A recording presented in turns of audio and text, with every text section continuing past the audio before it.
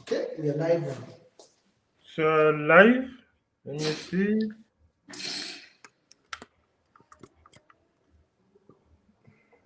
Is it live? Yeah. It's live now. Yes. Can you see the How? Yeah. Can you send me the current? How come I in a counter this time?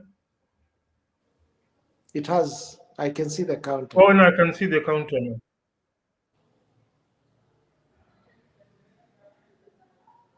Ah, wonderful. Send you a live. We are live. Episode number 44. God Forty, damn. 44. Mhm. What happened to your laptop? No, it's there, but Mm. this camera is better. Okay, it's an iPhone. It's an iPhone, yes. iPhone, their cameras really they went beast mode when it came to camera. So I have to Yeah, give it to them. yeah, that's So true. how has the week been? Week has been good. Mm-hmm. How's it been for you? So here, I mean, the major highlight, I would say, Mm, from my side, mm. um, let me even turn this on. I'm turning it on without plugging it in.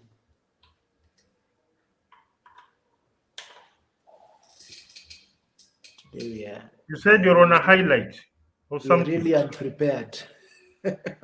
Waendelea uko on tu bora as long as hujapatikana ukipiga mswaki kaende tu bwana. Kaende, kaende.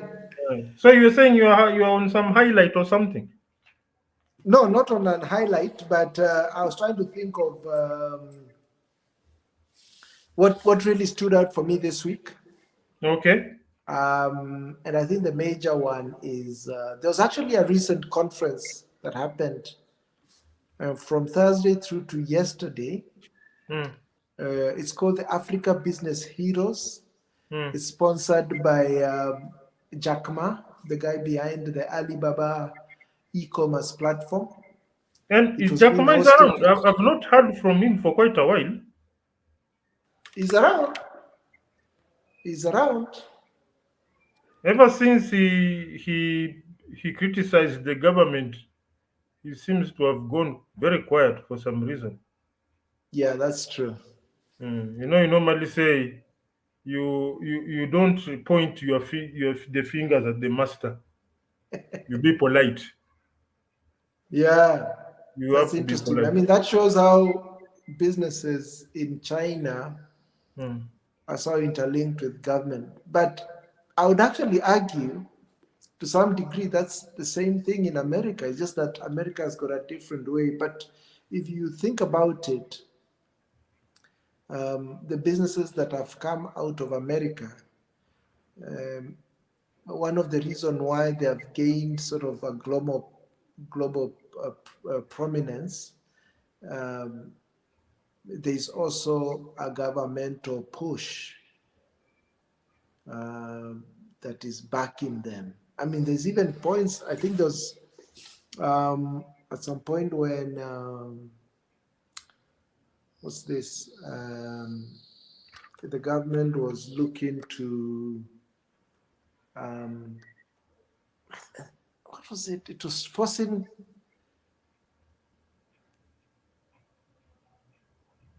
I don't know what was the issue, but even I mean, maybe a clearer, more example is when the government imposes sanctions to certain the likes of it could be the likes of Russia. It will influence some of its U.S. organizations to follow suit, either to not promote their businesses there or curtail in some form their operations in those so-called sanctioned countries. So anyway, I deviated off. So this conference called Africa Business Heroes. Basically, it highlights startups all across Africa, you know, doing amazing work, either trying to disrupt a sector, or introducing a new product in the market or a new service that has the possibility either to increase access, have more impact to the society, and then of course it has to also be commercially viable. So that was sort of the whole celebration between Thursday and Friday. They had about 10 companies that out of 27,000 applicants that they were able to shortlist, and those 10 companies now had the opportunity to sort of pitch their businesses in front of these three businessmen. So it's styled a little bit like a Shark Tank kind of a thing. Were there any manufacturers among them? Yeah.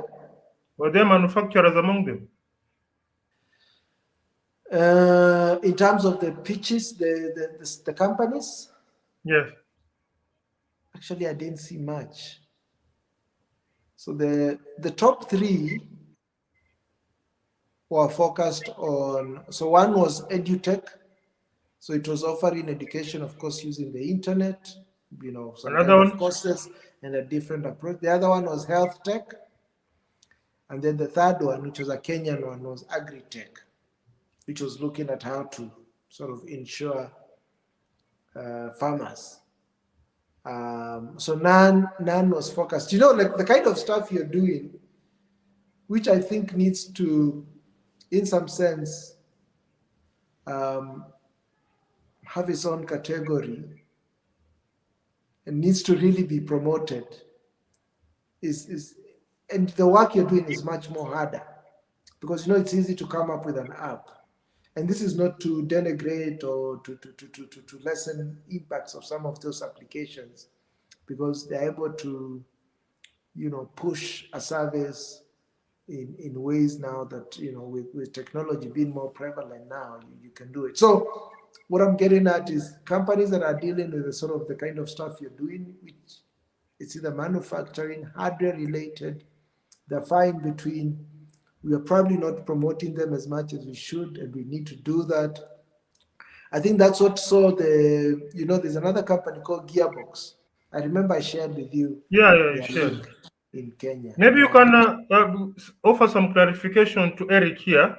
That thing is sponsored by Jack Ma, but Jack Ma is in Rwanda, or is just his organization? Yes, so it's sponsored by Jack Ma Foundation and also Alibaba Philanthropy, as they call it. He wasn't in the country. This is their 5th edition, their 5th anniversary. They've been running it for the last 5 years. But one of the guys who was the judges is a chairman of Alibaba, so you can see the linkage. So even though he wasn't there present, he himself, he had sort of his own people as part of it. So in those 10 organizations, none was involved in manufacturing.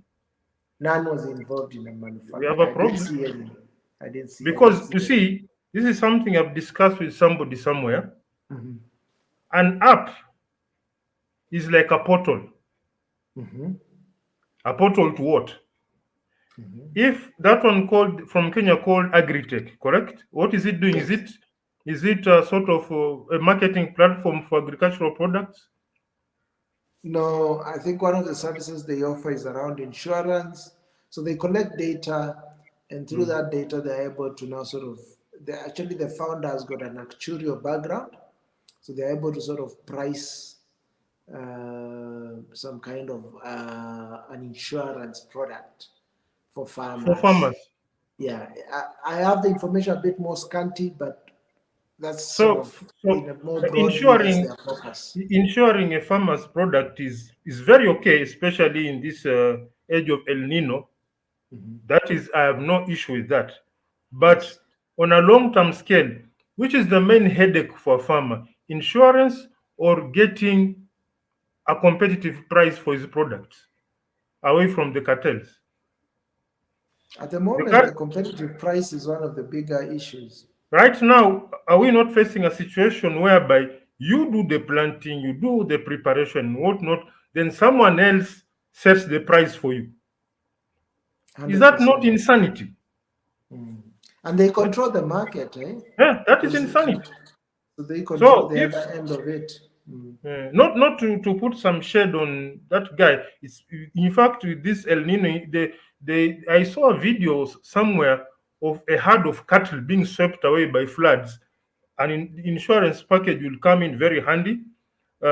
Recently, because of this El Nino, some farmers, they had their tomatoes got destroyed, because when tomatoes are ripe, then rains come in. See, those tomatoes, their structure is a bit weak. They don't have strong. I don't know. I'm not an agricultural person, but I'm told when they get rained on and they are ripe, they get destroyed. So that's when an insurance cover would come in. But look at it. When was the last time we had El Nino? 1997. So in between, the most recurring headache for the farmer was pricing. I mean, he doesn't set the price. In fact, if you try to argue, I'm told that your goods won't even get into the market. So one thing I normally say is that what is going to rescue us is agro-processing. Have situations whereby factories are located in farms. I call them farm factories, whereby we have a certain number of acreage of a particular crop, and inside that premise we have a factory, so that what comes out of the premise is a finished product. If it is tomato paste, like that product, remember that thing I pitched to you briefly called Jikoni Special? Yeah. If it is maize flour, it comes from a flour mill that is inside a series of farms, like an entire estate of maize farms with a factory inside. So there's nobody to play around, brokers, nini, whatnot. And when it is such kind of an enterprise, a factory and a farm, they have the what you call the capacity. See, one of the elements of manufacturing is what I call it, has the capacity to divert. So if you can set up a factory for processing maize, and it becomes a giant. Let's say we have 2 or 3 factories in Kitale which are contained inside a giant maize plantation. After 2 or 3 what you call financial years, you set up your own fertilizer factory. It's a bit of mathematics. You know, this is the amount of fertilizer we need, so you can build our own fertilizer. Even if you can start by mixing of ingredients, topping up with organic fertilizer from the maize stalks. Those are the things that we need on an urgent basis. Again, not to shed light on this insurance thing, but it's like saying uh, you are very hungry, but I bring you, instead of starting with food, I start with spices. Of course, spices make the food bring inaleta harufu mzuri, but you need food first. The biggest headache for this farmer is he's toiling and sweating, and at the end of the day, somebody else who doesn't know how to hold a djembe gets to set the price. And as much as the insurance is actually at a very good point with the El Nino, but the last El Nino was more than 20 years ago. And once you are done with this El Nino, when will the next one come? So in between, apart from the farmer struggling to get a good price for his product, he's now paying insurance premium every year. Kama gari. It becomes it's a bit difficult to sell to some extent. Maybe if you are dealing with this, I think there is need for all these things. Probably what you are in highlighting, terms of hierarchy, priority. higher priority. Which one comes first? I agree. In fact, this thing with the El Nino, we have lightning strikes, we have drought, whereby crops can fail for some reason. Maybe there was a problem with the seed quality, fertilizer. These are issues that the insurance can cover. I do not have any issue with that. But actually, that area is an area that is not. If I was to ask you about our insurance coverage in Kenya, all the insurance coverage in Kenya, it's barely 4%. literally. So there's a lot of room. One, even in other areas, if you're talking about have you insured your business against a fire or something of that kind, very few people do take such those By the way, covers. So if you now that even cross over to agricultural sector, it's almost zero. So the if I coverages, may ask, the one there's need for that to grow. if I may ask, that insurance cover against cartels. Let's say you've grown your crops. This is the mathematics. You get there, a group of goons prevent your vehicle from getting into the market, and they start rotting there. Will that insurance cover you? No, I don't know if that's catered for. So that not Because I would there are not. two issues here. One is especially in agriculture that is reliant on precipitation. I don't know, rain, whatnot.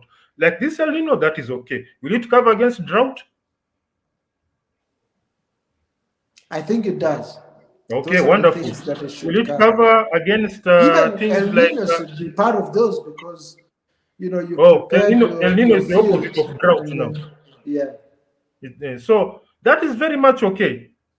But I still want to believe that the recurrent problem is how did you see this situation whereby farmers just got angry, started chopping down their own crops? Yeah, I know. There was a time, even the coffee, remember the coffee? Yeah, Or there was a especially time there was okay, a this bit of is a glut in yeah. terms of milk where they were literally pouring their own They milk were into the pouring system. milk. Yeah. So this happened in around 5 years ago. So we can say it's modern times. We are living in modern times, but we do not have the capacity to process milk to a point where farmers pour it. No, this is what we are. This is what the farmer is facing every day. Yes, the insurance has a place. It is not a useless entity. It's, in fact, it's an extremely useful entity for a serious commercial farmer. But what bigger hurdle is he facing? It's like saying it's good to have a TV, it's good to have internet, it's good to have Wi-Fi, but if your roof is leaking and your toilet is blocked, jamani, unafanya internet now, you are putting yourself at risk of getting cholera. You can't sleep. Mvua ikinyesha, there are basins and all sort of containers za kuteka maji ndani ya nyumba. It really begs the question. And then fine enough, these are the things that get funding. So, So and you're raising a very important point because that's what I also raised. Because no doubt, it's providing opportunity for this particular group of sort of startup to get funding and get to grow and develop their businesses. But there's a bigger part that is not being seen, and this is what you're talking about. And it is actually what is really bedeviling us in terms of if you're looking to solve the agricultural problem, where is our pain at? Is it in the apps? Is it in insurance? Or is it something more? Maybe it's in value addition. Maybe it's in, as you say, fertilizers. Maybe it's in something else. And the people that are, and that's why there's a very few, and I even gave that example as you're saying, those that are in the manufacturing effort, like yourself, don't get the necessary support that they should be. You should be we are getting struggling the on our own. funding and all that. We are, with, But think we, about it. we are Think busy. We about are busy. We are busy counting coins with my brother Eric here, trying to figure out. bootstrap. Yes, but think about it. One, this is called the Africa Business Heroes, sponsored by Jack Ma and his company Alibaba. These are all external entities. They are all outside of Africa. So from their perspective, even as they come to sponsor these things, as much as it's seen to be open and free, I'm sure they probably have certain focus areas. For one, this came to mind actually the other day. The East Africa community met just the other day, this week, in Arusha. And this is where they now, it was now an opportunity to bring in the new rotating lead or chair of the EAC. Previously, it was being held by the Burundi president, Evariste. Now it has moved to the South Sudanese president. But the main agenda of that meeting was around climate change. Now, you tell me, is climate change an African agenda or a Western agenda? That's Western. I For mean, one, if East Africa community were now to draw out its key priorities as you're talking, it will because not, climate change will not even be anywhere. this thing of climate, it is the Western world which are overpopulated with all manner of factories that are belching all manner of chemicals and emitting stuff in the environment. The African industrial scene is very much okay. Yeah, it's fairly We're non-existent. It's okay. very small. It's like someone coming to tell you that, I'm in a crisis. This is a very rich guy. I've traveled all over the world. I don't know which country to go to. And we are talking to Brian Jum, and I'm like, I don't even have fare to go to America. You in a news vipi sasa? What you talking Exactly, about exactly. the quality of airlines. The last time I used an aeroplane was in 2017, and there's some people who paid for me. So I'll look very funny sitting in a summit discussing about the quality of airlines, and you telling me quality of matatus. Hapo sasa we'll talk properly. So it's about an understanding. So these people are discussing something that tells you our sovereignty is apparent sovereignty, not real sovereignty. 100%. You've This hit the is not. nail. You've hit It's the like nail on me. the head. Me, Yeah, I'm in a river. Then I'm discussing problems of I don't know how to get a good gardener. These are problems faced by people in Karen or whatever. I want certain type of exotic flowers for my garden. I'm like, what? So you find me discussing that. That means somehow somebody has pushed me to engage in such a exactly. discussion. And these people have been. See, these are the same bunch of characters who were loaded in is it a Toyota Costa to go bury the queen. Exactly. So it tells you that 100%. So as these are much the as issues we are. we may be castigating these leaders, kuna uwezekano they are not even in charge of anything. And you remember we discussed this the other day. We were saying, how come some of these issues are so elusive to them? Are they the one really in control or not? Or there's some other invisible force that is controlling things, and these guys are just puppeteers that are being That's why controlled. I was there was something I was discussing with someone. If you go to Tanzania, even Eric can confirm, Tanzanians are the biggest consumers of Chinese buses. Yutong, Sandlong, Yeah, we have them Tongtong. here. We have them In, here Ke- also. in Kenya, there are not very many, but in Rwanda, they are there. They're Rwanda there. bought a group of rare engined Yutongs. But Tanzania, they are really outstanding in terms of Chinese. But you'd rarely, in fact, they have never considered setting up an assembly plant in Tanzania. So somebody told me this is done on purpose. There's a very big issue against industrialization of Africa. It seems like Not that because it seems. It's not that it seems like it it is. Like is. when we did our first Zero bike and I ran the video.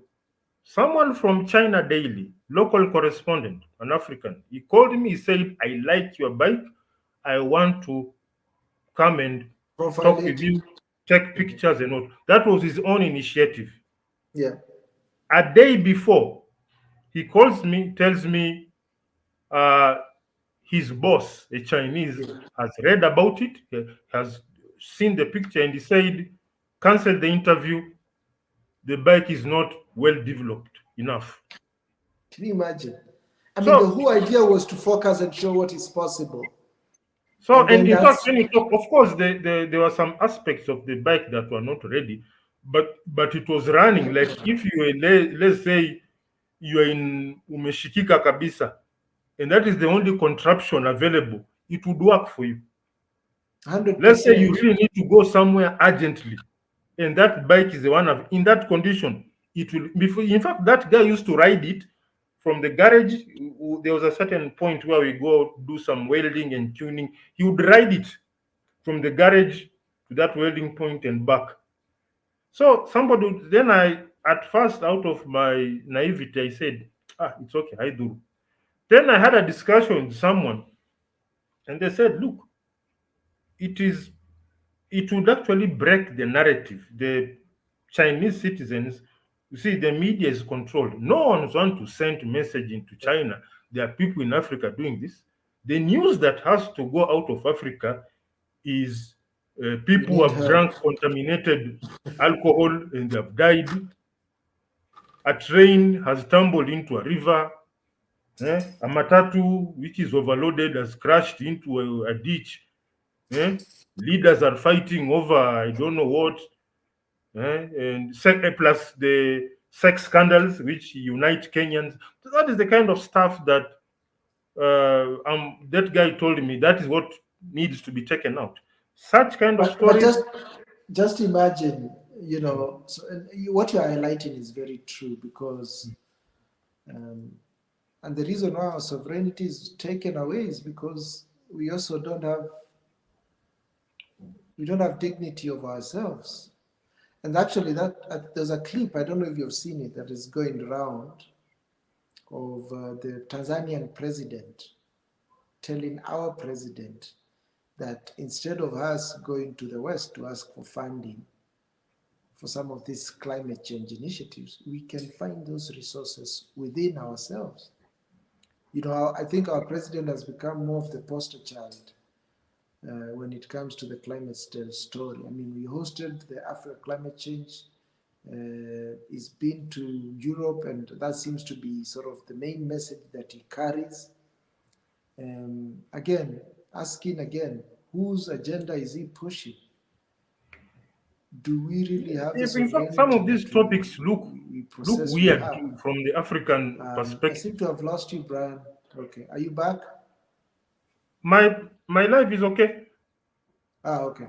There's a Mm, point, I don't know if it was my internet, there's a mm, point we lost your image okay. and it was circling, but it's great to have you back. So Mm. the questions you're raising are true, and that's also what I raised yesterday when I said, it's great to have this initiative, and I like the way it's been, set up. As I said, it had been set up as a, like a Shark Tank type of a thing. It offered an opportunity to over 27,000 applicants all across Africa. We brought it, shortlisted it down all the way to the 10, and then they picked the top 3. And then they gave them some prize money, and the prize money is really good. The number 1 was getting about 300,000, number 2, 250, number 3, 150, and then the other 7 were each getting over Dollars. 100,000. These are dollars, yes, Oh, that's good $100,000. money. That's good money. Yeah, and then there was another 100,000 that they were going to split amongst the 10 of them, so each going with about $10,000. So essentially what I'm getting at is, because these things are funded from abroad, then definitely they'll have to push their own agenda. Of course, they are coming in the guise that they are helping us, but what are they for? They are there to really push the agenda. We highlighted this issue the other day when we were talking about how much money has been lost in many of these startups that have been funded. I mean, we saw this. There's a report that was in the Daily Business in Kenya that said over 34 billion Kenya shillings had been invested in about 10 to 15 companies, and many of them were either in the face of either downsizing, others were literally winding down, saying that the business environment is not I good. saw someone. But you wonder that amount of money, because it's a big amount of money. If that was placed in real viable businesses, that money would have gone a long way to I saw. support businesses. But I saw this. again, where's that funding coming from? 99.9% of all the VC capital coming into Africa, or rather being invested in so-called African startups, is from the West. So we are pushing the West agenda when it comes from a regional government perspective, that is with the EAC. When we have these initiatives like the Africa Business Heroes initiatives, and I'm not saying they're bad. even myself, I would want to participate in this. But you can see the other side of it and what it really means in terms of how sustainable are they, and are they really attacking or looking to solve problems that are really plaguing us. I remember I saw it on Facebook. Someone received funding for an organization that is like, it's like an Uber but for trucks, where you go online, you look for a We've truck heard of that. online and you meet truck, and you got 540 million shillings. 540 million shillings. That one you'll 540 buy. million shillings. That one you'll buy at least 20 zero mileage Mercedes Actros trucks from DTW. Leave alone these XUK Mtumbas from whatever.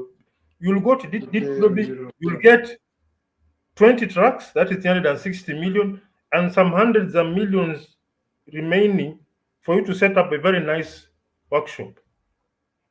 So I asked myself, is there really a problem of getting trucks so that you need an app for you to get Exactly. it looked funny.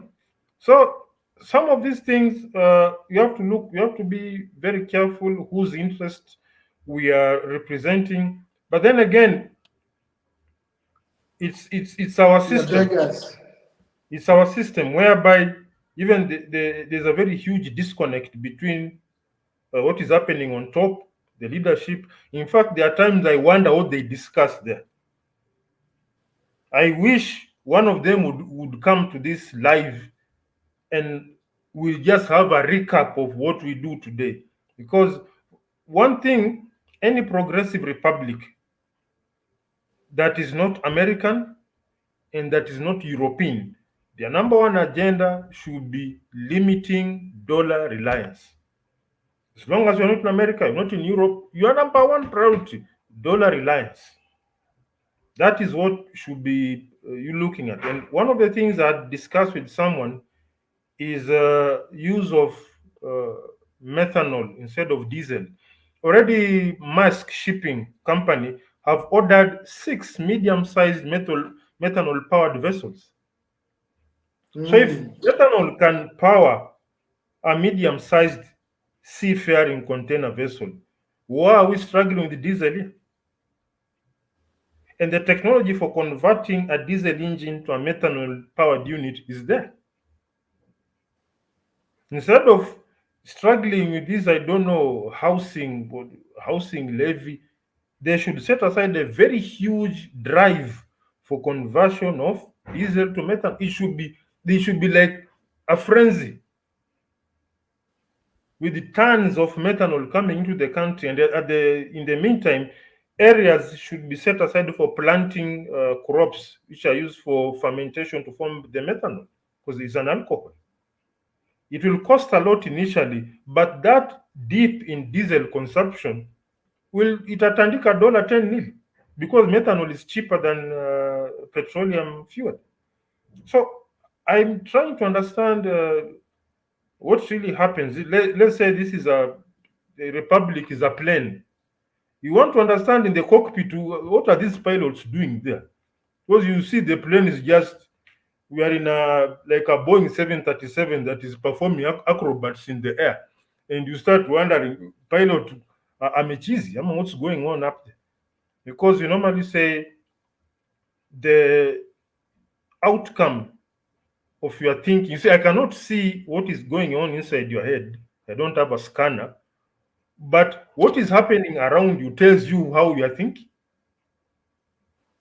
Like there's practically zero effort uh, on the part of fuel price because they'll say, oh, fuel price is very bei imeenda juu, sijui nchi gani inapigana nini, so ndo imefanya bei imeenda juu. That is what I would expect from somebody on the ground. But when we put you there, we put you in a limousine that is very long, we put you in a very big white colored state house, plus all the perks and privileges, we expect your thinking to be top of the line. You can't think like me and you are there in relaxed huna hata nini, you don't have to bother with hata kwenda dukani kununua mkate. There's someone to do. We want you to relax and think and come up with top of the line reasoning.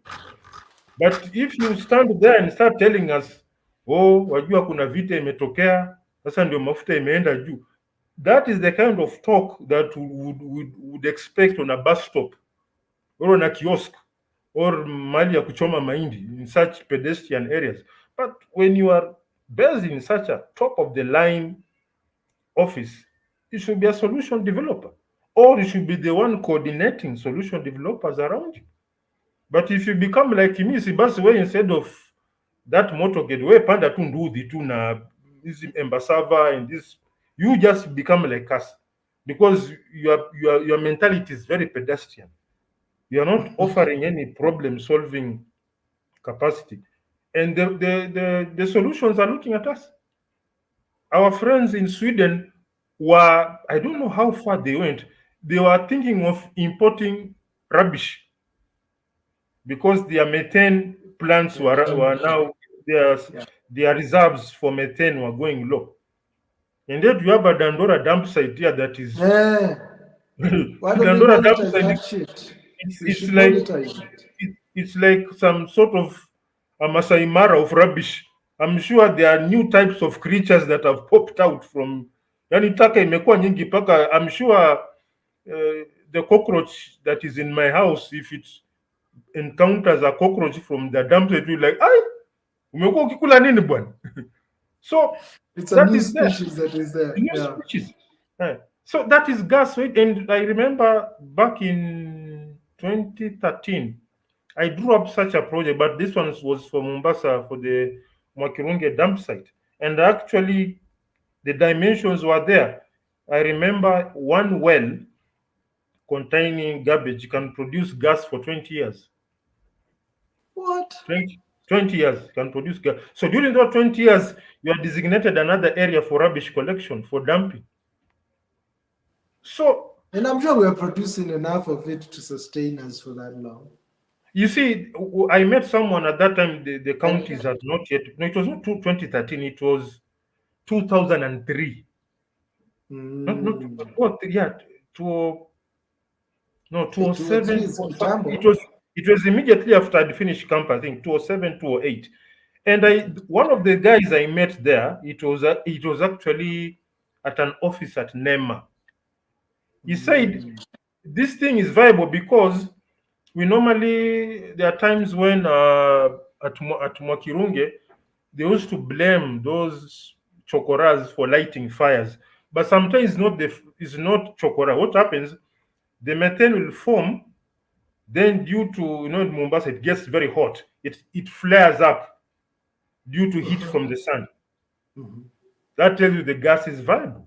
So do that with the Mombasa, and because Dandora is very big, Mombasa is very big. If you can do feasibility for Kisumu dump site and also maybe Nakuru, so that we have an entire network of these landfill gas plants and a pipeline whereby it can be transferred to a central place, then distributed. Then you can have these people of what do I call it? Wakuza gas. They tap into that as a wholesaler, and also depending on the quality, the quantity of gas available, it can be used to run what we call a gas internal combustion engine with our generators to generate electricity. And this technology has existed for over 20 years, and we are importing cooking gas. I think what we are struggling from, or rather, when I think about it, is poverty. Poverty is what bedevils us because it's interesting. All those ideas seems to come from the West because their societies are at a point where, and this is not to mean that there are no people internally here that or locally here that are coming up with ideas, but because they're struggling with the survival. Yes. Nobody is thinking long term. Nobody is thinking new and better ways. No one is thinking of making the investment, but rather the here and now in terms of filling their tummies.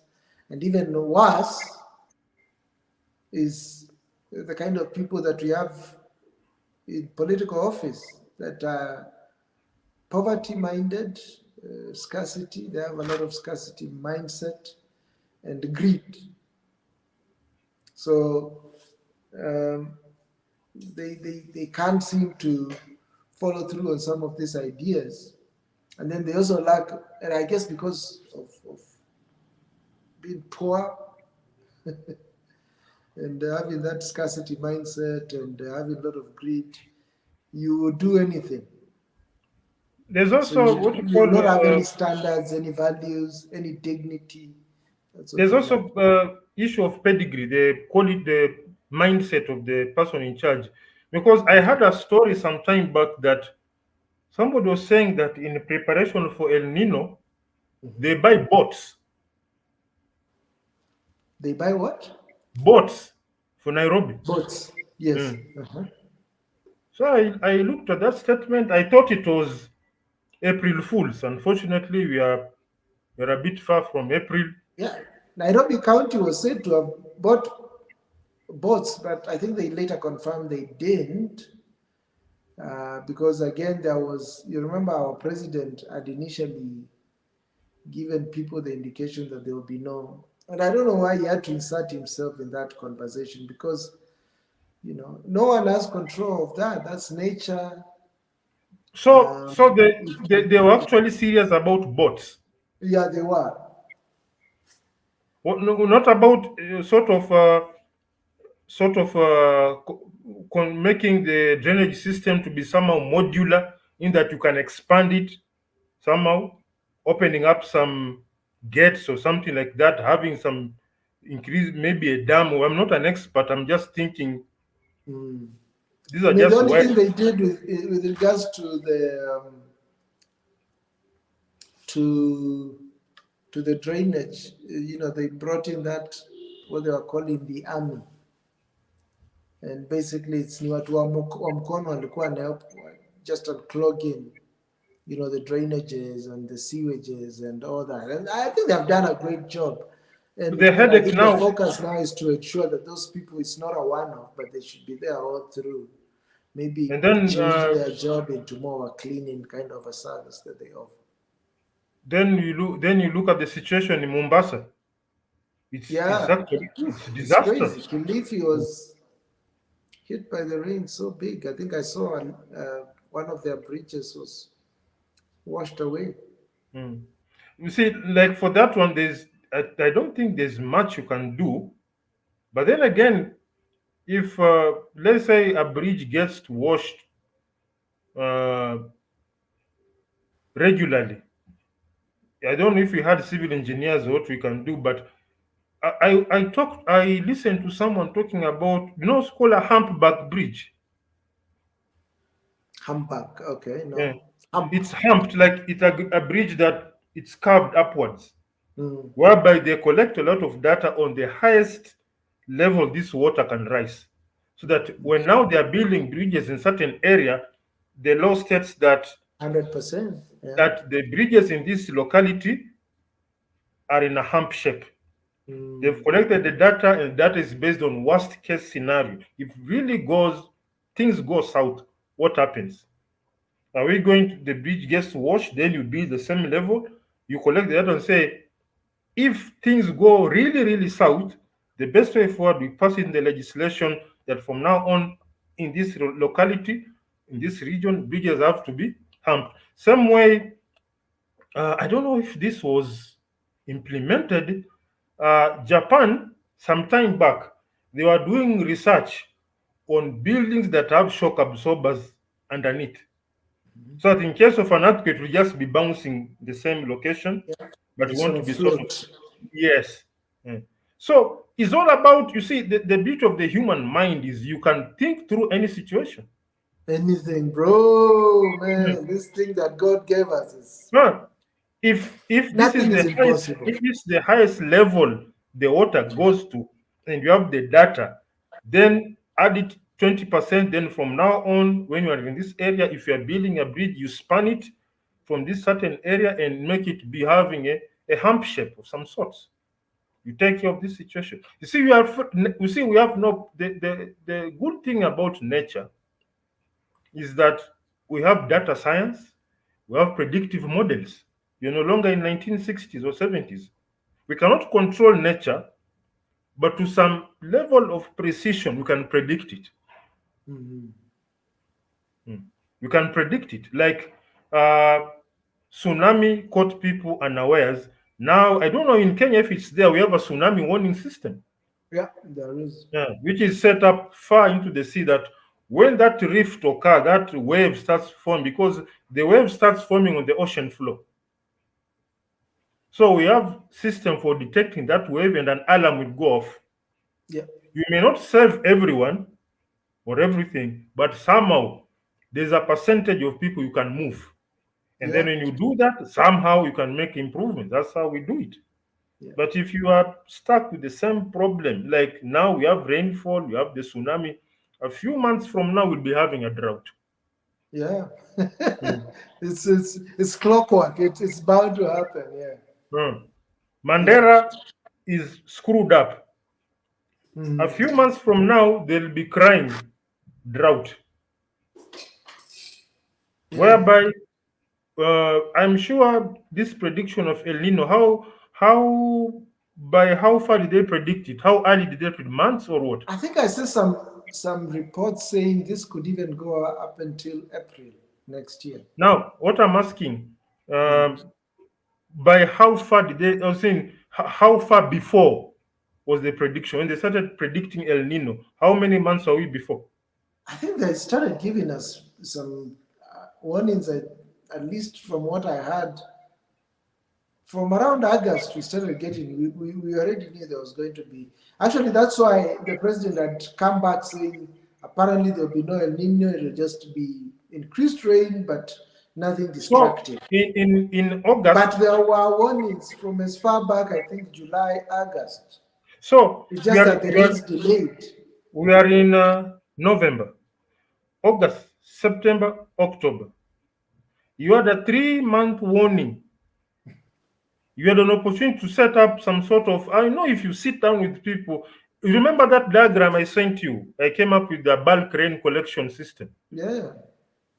This is the time to have set up a very nice system for collecting rainwater in huge quantities.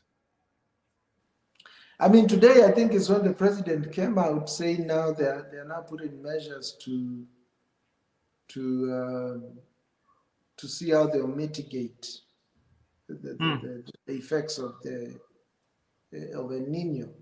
mm. But this is coming what several weeks when we You already know, you deep know how to that it. sounds. So we are very Do you know we are that very how sounds? That proactive. one sounds like you want to have chicken for Christmas. Mhm. The chicken has bolted away. Mhm. Kuku imeenda. Then you Mhm. say now you want to ensure that the chicken enclosure is tightly locked. Yes, well, it's already gone. The chicken has run away.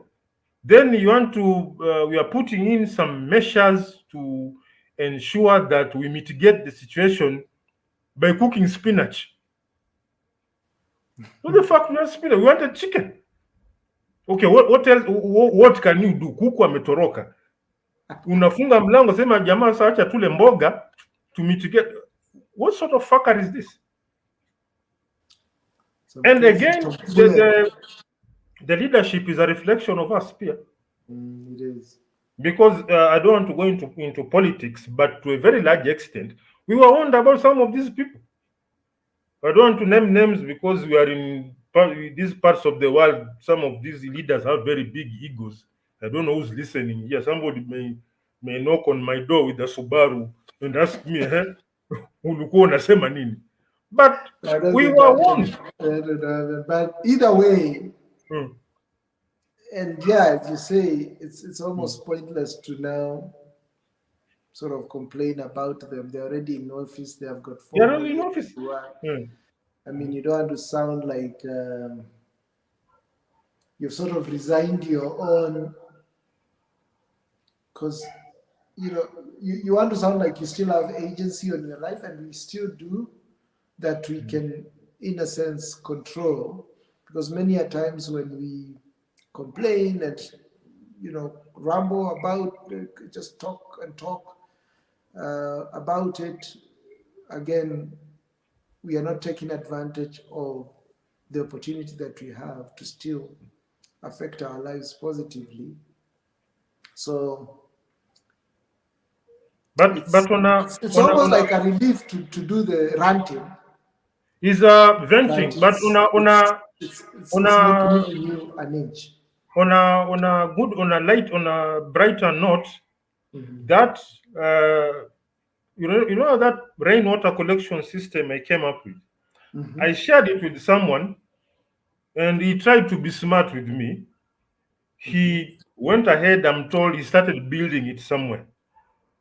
So he thinks he's outsmarting me. He's actually implementing that idea for me to come and take pictures now. So I'll get time, I'll travel it somewhere in Western. Is somebody I'm related to, because he stopped picking my calls. Then I asked someone what's going on. Then I was told, huyu jamaa ameanza kujenga hiyo kitu. I said, perfect. Let him build it to completion. I'll get time, go there, look at it. Proof of concept now. Proof of concept. Then somehow we can do better preparation. When we know that El Nino is coming, I think we'll. So it's not all doom and gloom. It's not all. In fact, from our end, these problems are opportunities for some of us to rise through, like the work we are doing with Eric here. He's been actually is it called a game or a gem to time and motor corporation. His advice is fantastic because he's a product designer. So there have been some major changes in how we do things, and starting from, I think, on Monday, I'll be doing some bit of advice on the team on the ground, doing some work based on the discussion we had with Eric. And what we can say is that we are the few people who can be like the oasis in the desert. We just need one or two people doing things to fire up people's minds, because there's someone out there maybe is trying to do something, and he has this noise in his head, and when he sees someone else doing it, he'll say, hey, if Brian can do it, why can't I do it? The same way we started this podcast because Kibe was doing these things, and for a while there was a bit of aura and mystique about it, but he had the good graces to tell us, hey, listen, I started doing my podcast on top of a rooftop while sleeping on a couch.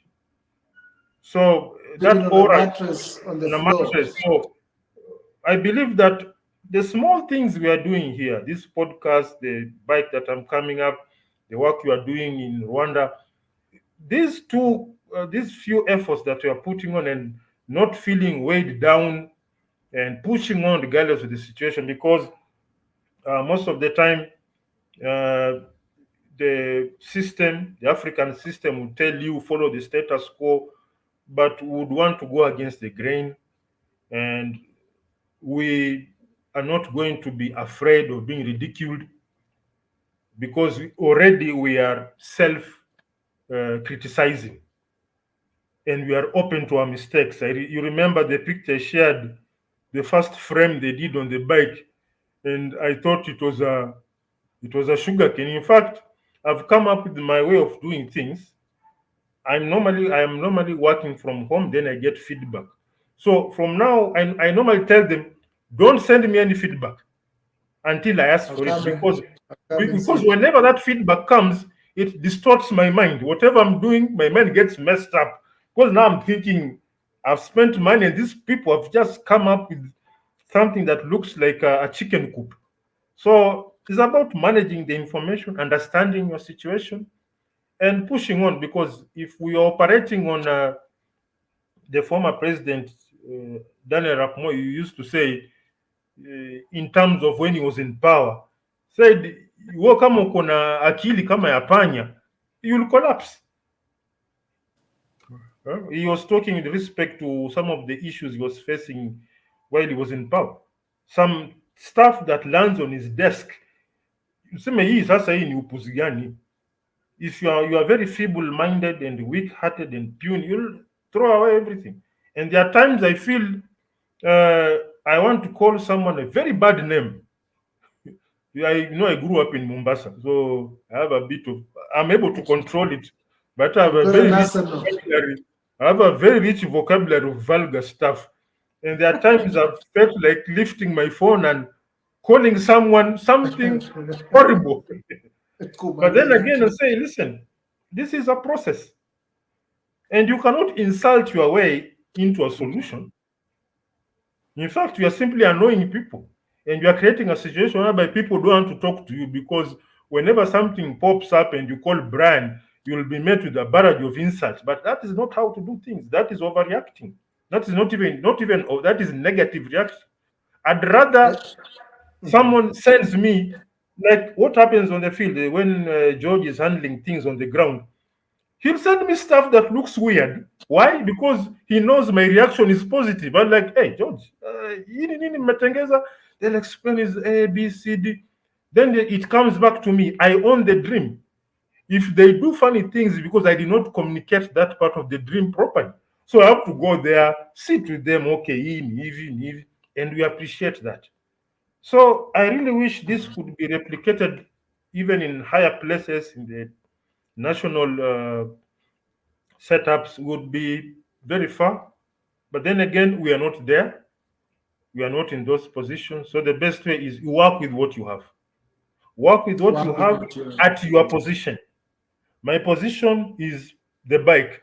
I'll do my best to ensure that we have something fantastic. That is where I can go. I don't have access to treasury. I don't have access to these resources, but I have access to something. I'm not handicapped physically or mentally. So whatever you have, that's why I think in some spaces I said, even if you have to be a shoe shiner, be the best shoe shiner.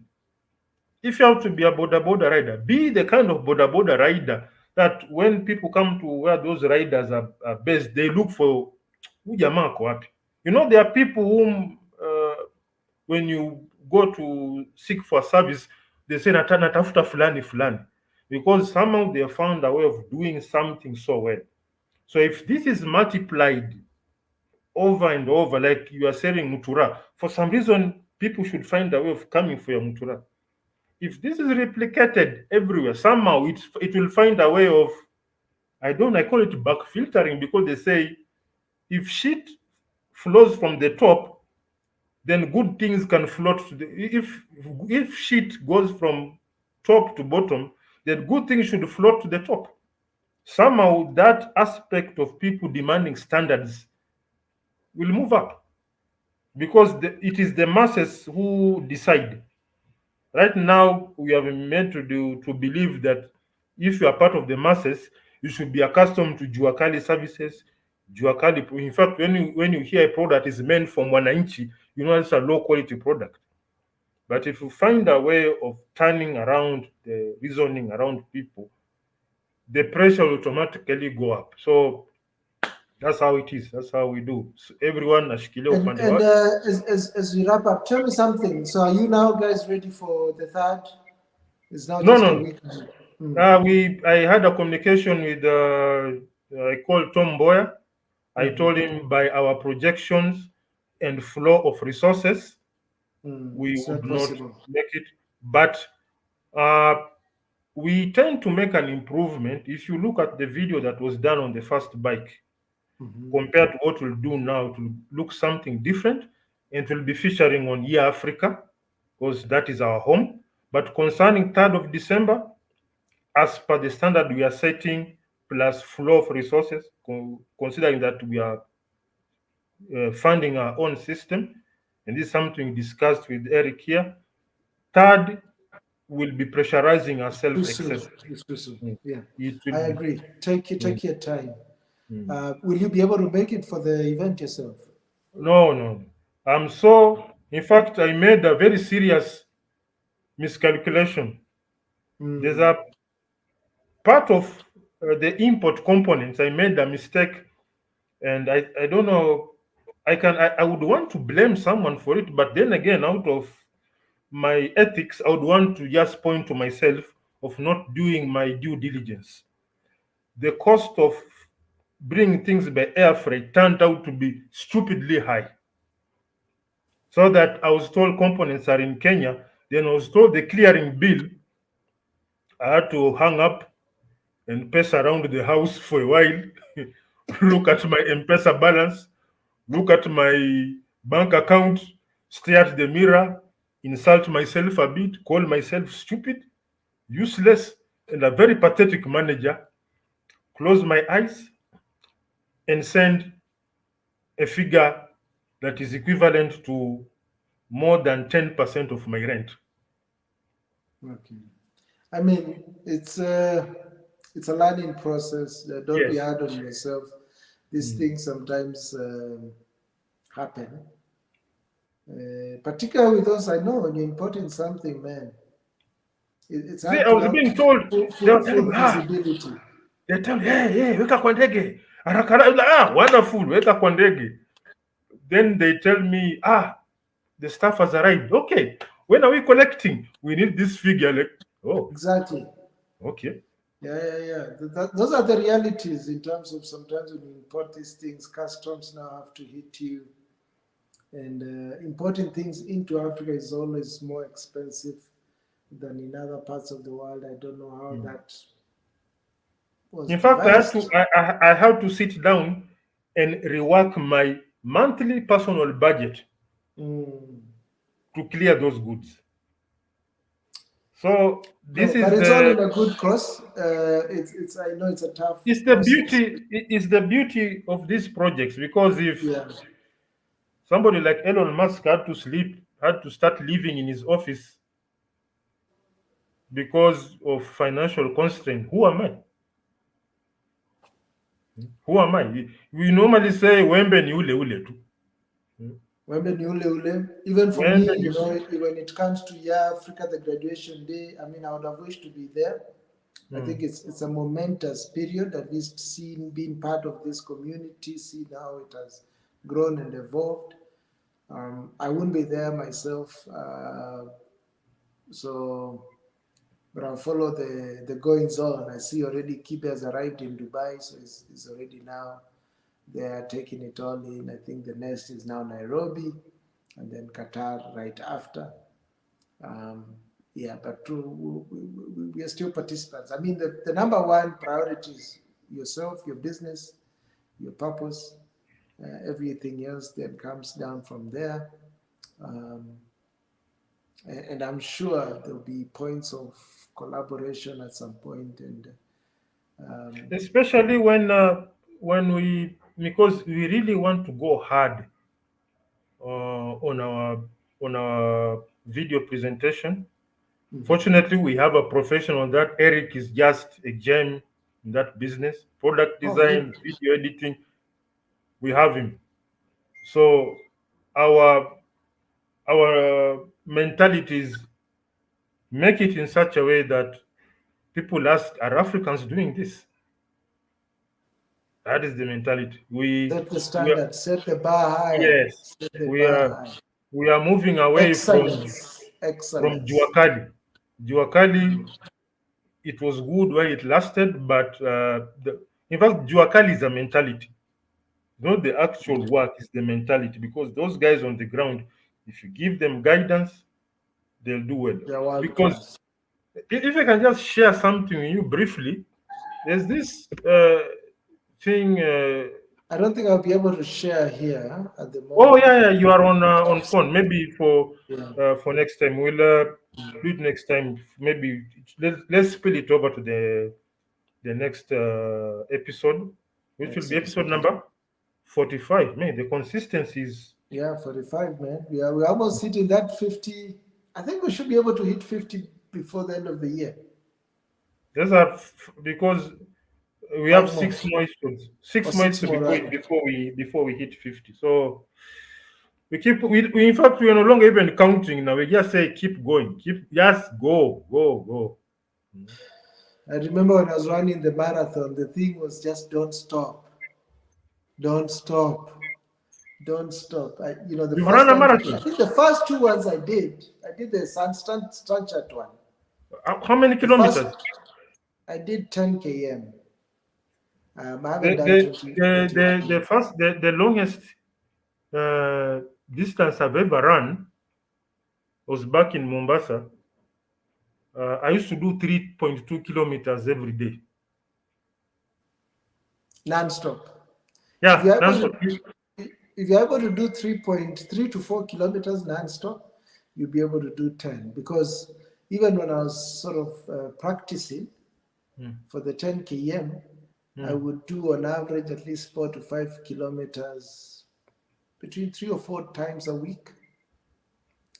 And that enabled me, because I realized actually if I hit that 4 kilometer mark, it's like, it's a point when you're just about to feel like you are about to give up, but then it's just that point that you need to get over, because the minute you get over it, it felt like now I had a new boost Like a of new power. gear. You've engaged a new gear. It's like I've engaged another gear. It's like I've been added some extra energy, but it is also the point that I'm about to feel like I'm about to quit. But if I press on just to overcome that line, then boom. And that's what happened.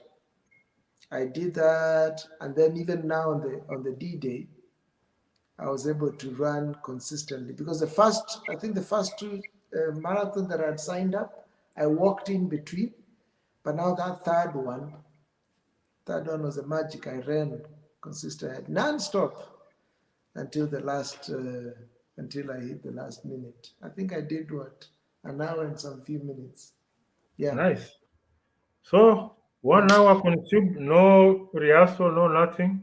Maybe you can give a shout out to our Who do you have? viewers. You have Luti family. Luti family, long time. How have you been? Eric, my brother, my colleague in the project. Salute to all of them. Arvin Kote, how are you doing? Karibu sana. Of course, Arvin, hey, plus our nice. Lone Wolf audience, the ever consistent, ever present, ever supported Sharif Mustafa. Oh, nice, nice, nice, nice. So at this time, do I have your clearance to say adios? I think now we can bid them adios. Then I say adios. See ya.